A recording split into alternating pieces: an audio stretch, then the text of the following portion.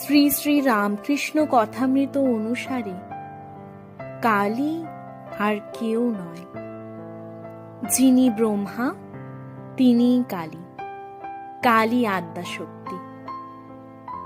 যখন নিষ্ক্রিয় তখন ব্রহ্ম বলে কই, যখন সৃষ্টি স্থিতি প্রলয় করেন তখন শক্তি বলে কই। কালী বলে কই যাকে তুমি ব্রহ্ম বলছো, তাকেই কালী বলছি। ব্রহ্ম আর কালী অভেদ।